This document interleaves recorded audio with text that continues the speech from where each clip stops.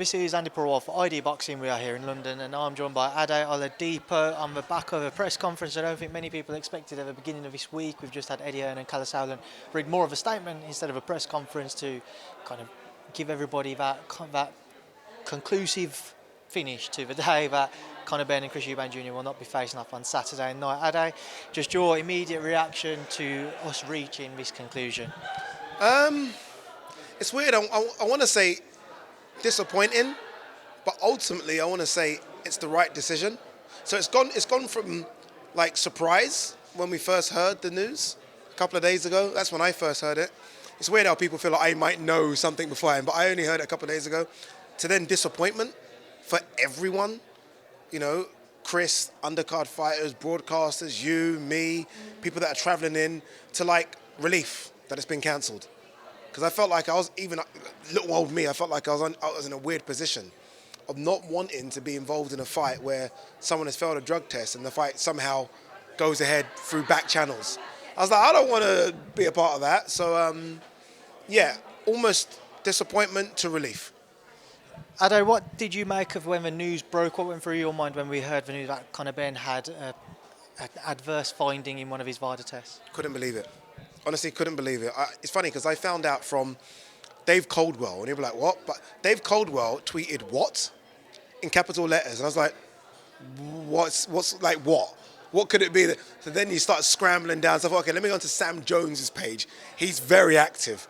And then I saw the news from Sam Jones. I was like, this is impossible. Just because the build-up's been, I would almost say, perfect. Like, it's not often I would say that about a boxing event, but I feel like from the face-off, which done amazing numbers, to Chris sort of turning into this incredible seller of a fight with the 60% and his one-liners, all the food, it's been amazing. They did a red carpet event the other day, which I was upset I didn't get to. We've covered it on TalkSport. Everyone's covered. You guys have done amazing coverage of it. So I thought it's been 10 out of 10. For it all to be just almost like a pin bursting a balloon, I was like, it can't be true. Honestly, I thought it can't be true. And look, obviously Conor needs, and some people are going to dig me here, but Conor needs to be given his opportunity to come out and say what's happened. How did it get in the system? Why is it in the system? And until then, I know people already have made their judgments. I'm not silly. I can see what social media says. But I think he deserves his opportunity too. And then once he has, then we can all sort of make our judgments. But bitterly disappointed, because even from a selfish personal standpoint, this would have been probably my biggest event here that I've worked on. And I knew I was getting ready to interview the winner and what I'm going to say, and done. Not happening. So disappointed. And obviously, as you mentioned there with Conor, there's going to be a lot of questions as to what he's going to do next to try to clear his name, as you say. What do you believe will be the next steps? Obviously, he had that failed VADA test, he came back and had an all clear with the UCAD testing, but there's still question marks over the B sample and what have you. Do you think that's a correct move? Now, he needs to try and kind of get a hold of that, because it's something which people have raised the question of, why does a B sample not come into play a lot more frequently in other cases? To be honest, with regards to the B sample, I've sort of I've covered the sport from this side of the fence and watched it as a fan for 20 years. I've never seen a B sample come back any different from the A sample. So whatever's in the B sample, we could just assume it's what was found in the A sample. We now need to hear a statement. In fact, I don't want a statement, because a statement is something written by the lawyers. I want Conor to come out and say something. I think he owes it to us as fight fans, but he also owes it to people that have spent thousands of pounds coming to this event. People have travelled from all over the world for this event. Fact. I know for a fact people have come from Australia. I know for a fact people have come from America. He owes it to them to kind of find out, or at least explain to them what's going on. With regards to clearing his name, look, I'm a big Conor Benn fan. He's come to my studio. We've had phone conversations. Great guy. But we also know this isn't America. This is no dig to American fight fans. We don't take it lightly when someone fails a drug test over here. You know, people come for you very, very quickly. Something people still, you know, point the finger at Tyson Fury. Dillian White still gets it. There's even accusations about fighters that have never failed drug tests over here that continually get it. So it's going to be difficult for him to clear his name. But let's hope he can, because he's an exciting fighter. I think he's someone that puts bums on seats. But none of that is going to matter if you fail a drug test. So we need to know what's going on. How damaging of an image does this portray of the sport of boxing? Since yesterday, obviously, I know Eddie and the teams and Wasserman and what have you have pushed right to the very end to try and get this fight on, despite all of the concerns around it. So how much of a damaging image does this portray? It's not great, is it? It's not great. I mean, as soon as you get that first VADA test, you cancel it then, if I'm honest with you. You don't try and push through. And I guess it's easier for me to say, right? I don't know about what's going on behind the scenes in terms of the millions it's cost to push this fight and the money they expect to make from it. But you can almost cause damage that you can't repair, you know? And again, this fight's been covered by sort of your broadcasters that don't normally talk about boxing. BBC have got involved. There's supposed to be a show that got canned. They were on GMB, ITV. ITV don't have no interest in boxing.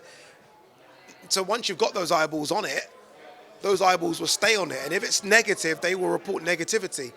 So yeah, it's damaging. It really is. Trying to push it through is damaging as well. And I got loads of questions coming to me, like, Ade, and I'm like, what can I do? But it's damaging. And I feel like if you ask Eddie, Eddie's honest. I'd like to think so in his interviews. If you ask Eddie in a week's time, he would probably admit that maybe he should have hit that pause button immediately rather than try and carry on. But we don't know the pressures behind him to try and make sure this fight went ahead. Ade, it's an interesting point you just raised, which made me think back to kind of, it came out that the test was done at the beginning of September. They had the results around a couple of weeks ago. So with that in mind, if it wasn't for the article coming out, do you think we would have eventually found out about the adverse finding or not? Not sure, and that's me firmly perching my bottom on the fence. Honestly, I don't know, because it surprised me. Like when we found out about this a couple of days ago, that surprised me as well. Because if it was a few weeks ago, obviously we've seen a red carpet event.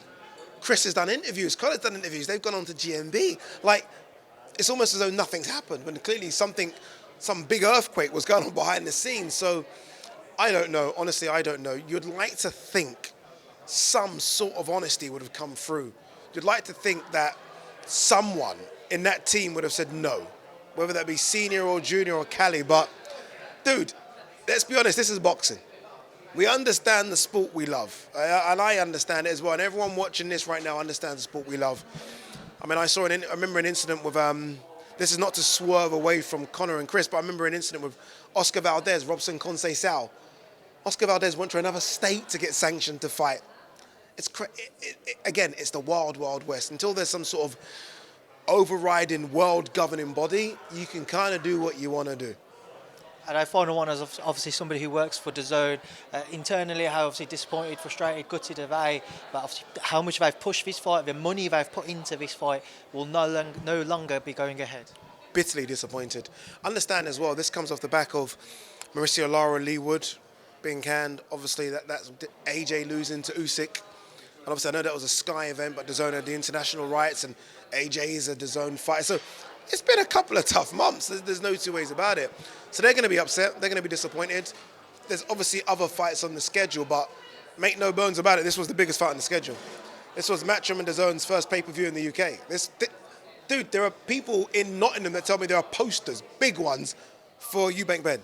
This is everywhere. So they have spent millions on promoting this fight. Millions. I mean, this was obviously going to go on Virgin. They've obviously had to do a deal with Virgin. Again, those things that are supposed to go out on BBC. So, yeah, bitterly disappointed. But, look, we move forward. I know we do move forward indeed. And I'm going to leave you now to try and unwind and enjoy your night as to what's been a very stressful day or so for everybody involved. But thank you for speaking to me in ID Boxing. Thank you very much, as always, my man. Appreciate it. You know you're the best in the business. Actually, Rob's pretty good as well.